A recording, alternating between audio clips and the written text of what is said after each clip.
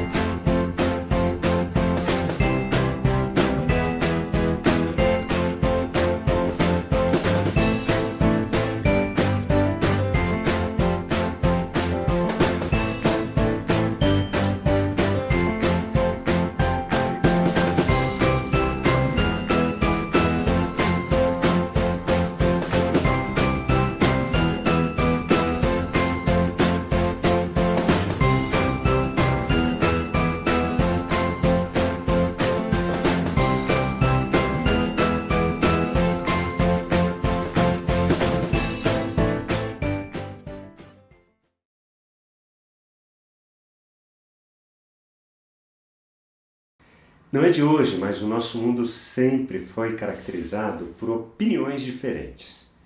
O que para alguém pode ser uma boa notícia, para outra pessoa pode ser uma má notícia.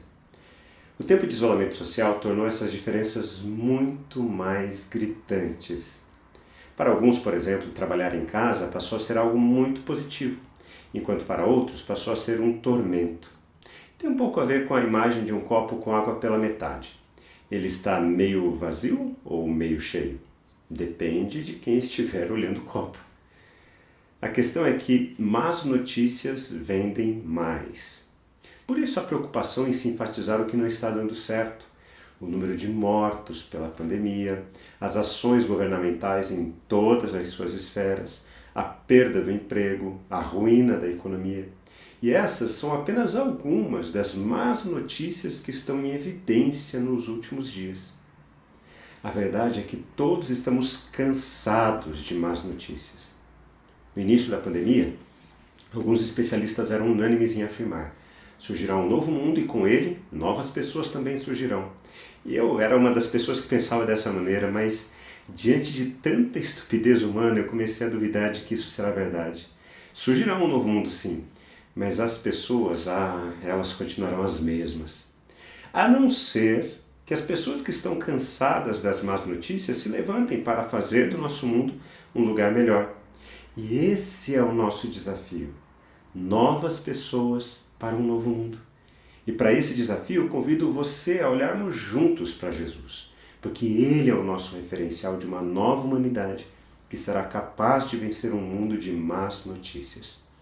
Vamos ler o Evangelho de Marcos, capítulo 1, versículos 14 a 18. E antes de lermos, eu peço que você esteja atento, porque o texto foi construído em uma estrutura de duplas. Observe. Depois que João foi preso, Jesus foi para a Galiléia, proclamando as boas novas de Deus. O tempo é chegado, dizia ele. O reino de Deus está próximo. Arrependam-se e creiam nas boas novas. Andando à beira do mar da Galiléia, Jesus viu Simão e seu irmão André lançando as redes ao mar, pois eram pescadores. E disse Jesus: sigam-me, e eu os farei pescadores de homens. E no mesmo instante, eles deixaram as suas redes e o seguiram. A primeira dupla é identificada já no versículo 14. Ele começa indicando dois eventos importantes para o restante do texto. João, o que batizava, fora aprisionado, e Jesus fora para Galiléia, um saindo de cena enquanto o outro adentrava o palco. Ambos falavam sobre o reino de Deus, que é uma maneira judaica de falar sobre a atuação soberana de Deus em nosso mundo. João, o que batizava, se identificava com a voz que clamaria no deserto, endireitando caminhos para a vinda do Messias. E Jesus era o Messias prometido.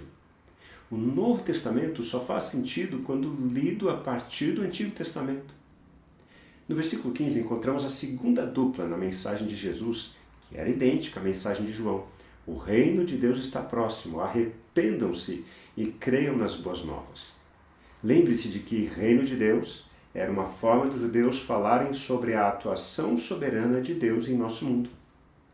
Esse não era um anúncio para pecadores, mas para o povo de Deus, naquele momento, os judeus. A forma de Deus agir soberanamente em nosso mundo estava para se manifestar. Por isso, os judeus precisavam se arrepender e crer nas boas novas, nas boas notícias. Arrependimento não é um sentimento de remorso, mas uma disposição à mudança de comportamento. E por isso eles estão interligados. Arrepender-se é crer nas boas notícias do reino. O reino de Deus está associado às boas notícias em contraste a algo que estava associado às más notícias. Jesus, ele estava na região da Galiléia. Era uma região pesqueira. Pequenos vilarejos existiam em função de tudo que era comercializado a partir dos pescados. Isso até surgir Herodes, com a construção da sua opulenta capital Tiberíades. As famílias de pescadores, como as dos discípulos de Jesus, eram massacradas pelas cobranças de altas taxas para se obter a licença para pescar na região, além dos caríssimos impostos que alcançavam toda a cadeia produtiva da pesca. As más notícias eram conhecidas por todos que viviam na Galiléia. Para poderem sobreviver, as pessoas pagavam altos e caros tributos para o benefício da liderança política. E isso cansa. No versículo 16 encontramos a terceira dupla do texto. Andando à beira do mar da Galileia, Jesus viu Simão e seu irmão André lançando as redes ao mar, pois eram pescadores.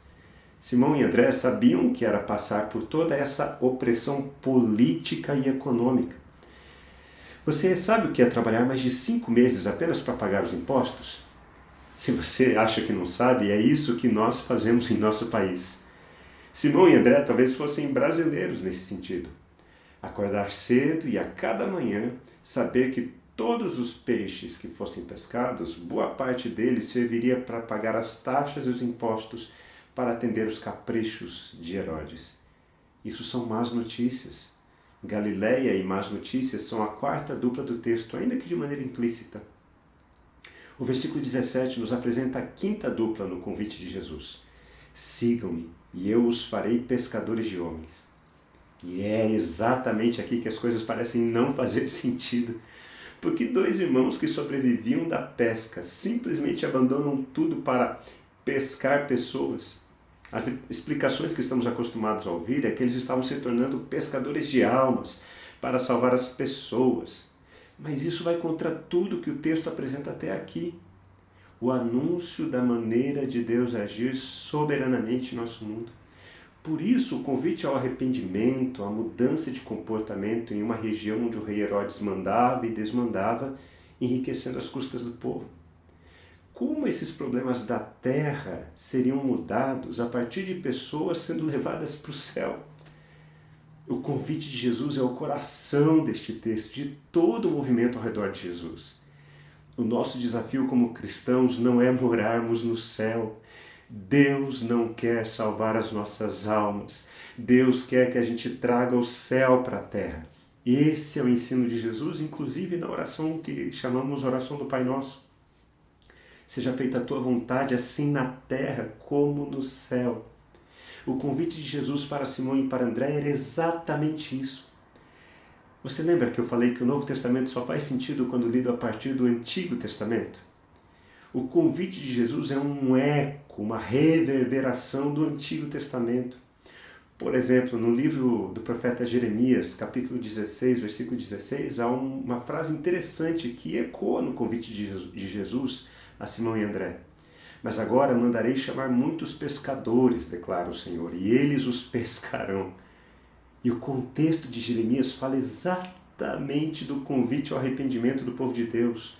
O convite de Jesus era para manifestar o reino de Deus em contraposição à forma de reinado que insiste em oprimir as pessoas por causa da ostentação. Chad Myers afirma que o termo pescadores de homens não se refere à atividade missionária ou mesmo a salvar almas, mas sim derrubar a ordem existente de poder e privilégio. Crer nas boas notícias é anunciar essas boas notícias. Olhe bem para mim. Vivemos em um país extremamente desigual.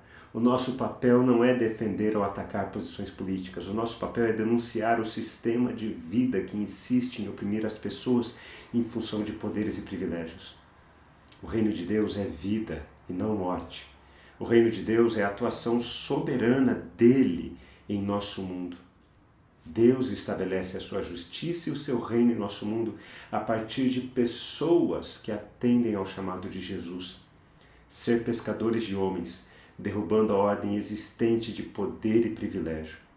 Isso não é feito pegando em armas e cortando as orelhas dos soldados, como fez Pedro, mas quando somos dirigidos pelo Espírito Santo para anunciar as boas notícias de que em Jesus os cativos são libertados, os cegos enxergam, os oprimidos são libertados e a graça de Deus que está agindo subversivamente em nosso mundo mudará por completo todas as estruturas malignas e pecaminosas. O versículo 18 aponta a última dupla. No mesmo instante, eles deixaram suas redes e os seguiram. Simão e André abandonaram o sistema que os aprisionava e seguiram a Jesus para combater a ordem existente de poder e privilégio. E como fazemos isso na prática? Sendo portadores de boas notícias ao invés de más notícias. Em vez de discutir nas redes sociais, desenvolver ações que socorram os necessitados. É você ser o mais honesto possível em seu trabalho, lembrando sempre que Deus é o sustentador da sua vida. É não alimentar em seu coração uma atitude de más notícias, mas de boas notícias. É socorrer o órfão, a viúva e o pobre. É posicionar-se contra toda forma de opressão, sem trazer outro tipo de opressão. É libertar. Uma das formas mais evidentes deste modo de vida no qual estamos vivendo como sociedade é que usamos as pessoas e amamos coisas. Parece que é normal usarmos as pessoas para enriquecer de maneira ilícita. Todo mundo faz isso. Este mundo que é baseado em poder e privilégio busca a todo momento valorizar o dinheiro, porque com o dinheiro compramos coisas. Consumismo. Mas no cristianismo, como movimento ao redor de Jesus, pessoas são mais importantes do que coisas. Usamos as coisas e amamos as pessoas. Que você seja um pescador de homens. Que você se levante contra o sistema que oprime e que propaga más notícias. Que você creia nas boas notícias do reino de Deus. Deus está agindo de maneira muitas vezes invisível através de homens e mulheres que estão fazendo diferença nesse mundo. E que você seja uma dessas pessoas.